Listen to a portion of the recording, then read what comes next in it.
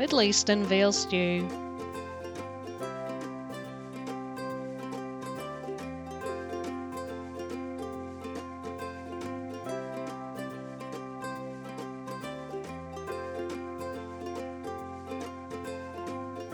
Melt 4 tablespoons of butter in a medium-sized pan.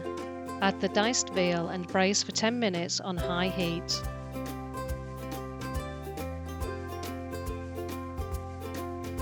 When the meat is cooked and browned, add the shallots and garlic and continue cooking.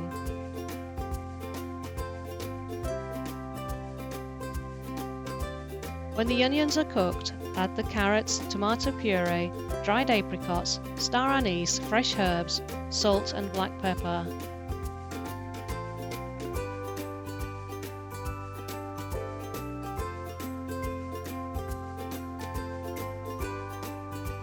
Lastly, add about 480 milliliters of hot water, just enough to cover the meat, and put the lid on the pan.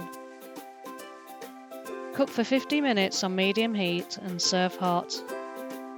Bon appétit!